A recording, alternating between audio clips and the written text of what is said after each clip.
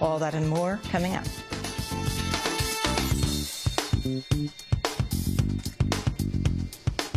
Welcome to Democracy Now!, democracynow.org, The War and Peace Report. I'm Amy Goodman. Newly released documents show engineers for the oil giant BP took a series of dangerous shortcuts to save money in the days leading up to the April 20th Deepwater Horizon oil rig explosion.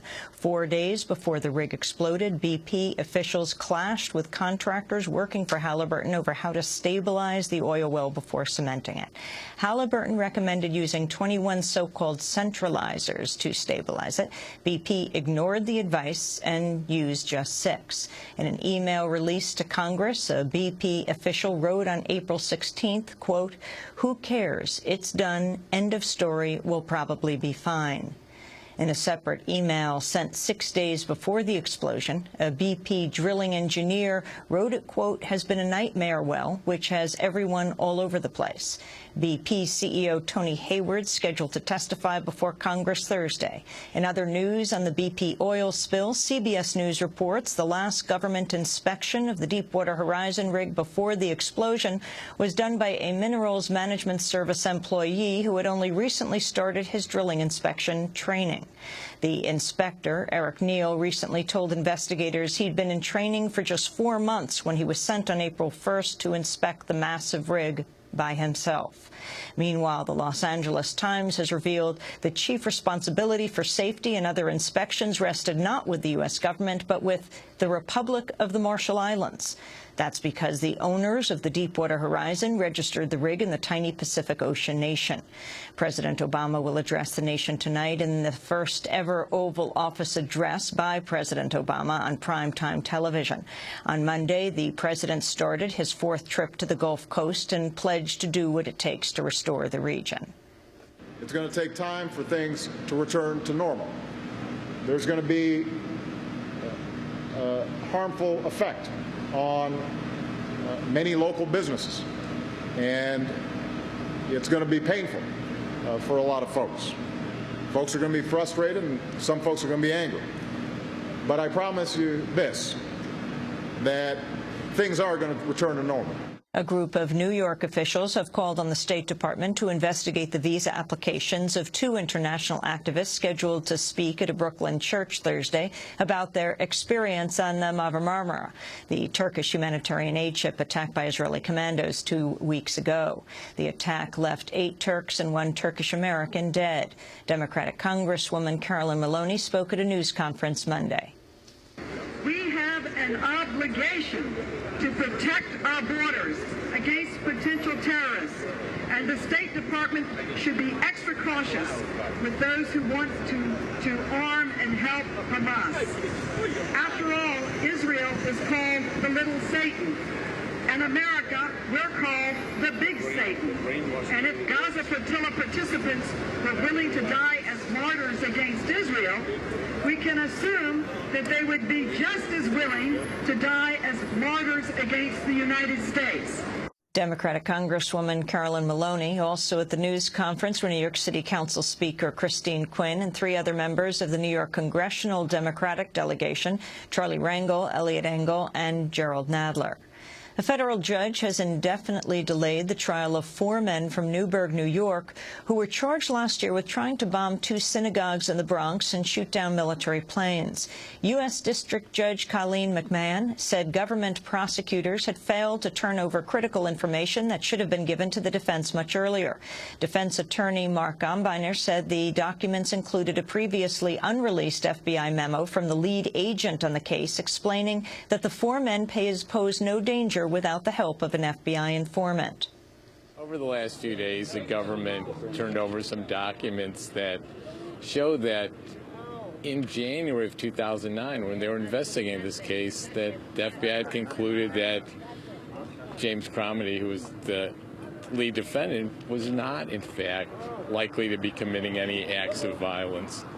The 4 men, all Muslim converts, face charges of attempting to use weapons of mass destruction. If convicted, they could face life in prison. The defense claims the men were entrapped by a paid FBI informant.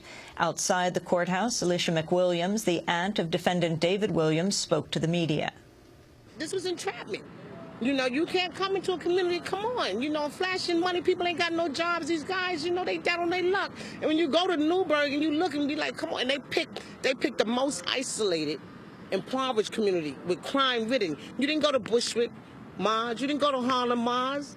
You know, you went to an isolated place where you could do your sneakiness and be manipulative and trickery, you know, and that's the sad part, that our government would even do that to our own damn people.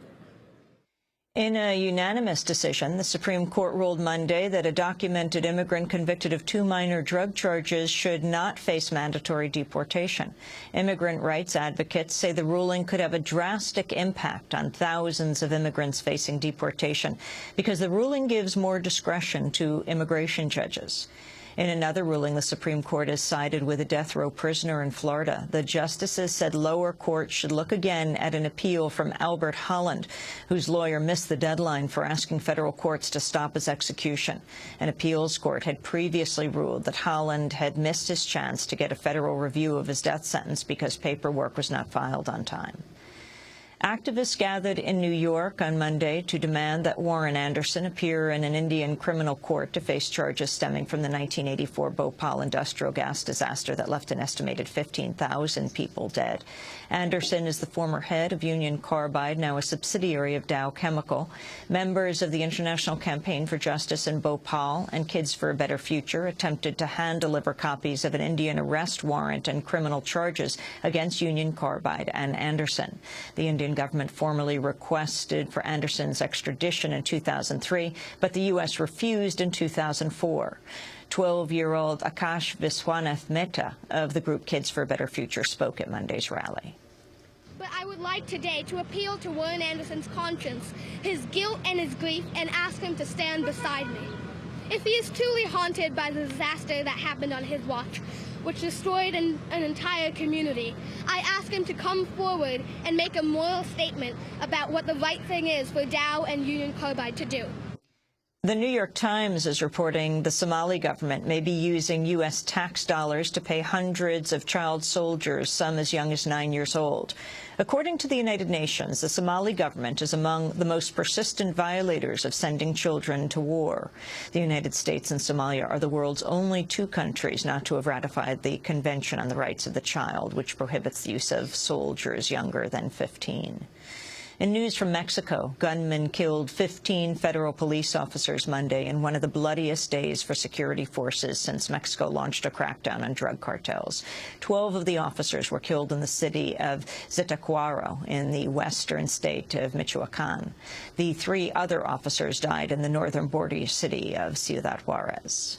In news from California, officials at the University of California, Irvine have banned the Muslim Student Union for 1 year and placed the organization on disciplinary probation for an additional year.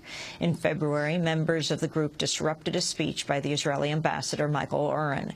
Victor Sanchez, president of the University of California Student Association, said he's outraged by the ban. Sanchez said, quote, "It's almost impossible not to interpret this as a means of the university to silence dissent." Newly released FBI documents show the FBI monitored the late Senator Edward Kennedy in 1961 when he visited Mexico, Central America, and South America. One document shows that FBI Chief J. Edgar Hoover received a file from an FBI employee in Mexico City that said Kennedy's, quote, "interested in meeting with leftists to talk with them and determine why they think as they do." The FBI documents also show Kennedy was the target of many death threats over the past half a century. Threats came from the Ku Klux Klan, the Mafia, and other groups. And in news from South Africa, security guards at the World Cup have gone on strike, forcing police to take over security. Workers said they were being paid only a fraction of what they had been promised. And those are some of the headlines. This is Democracy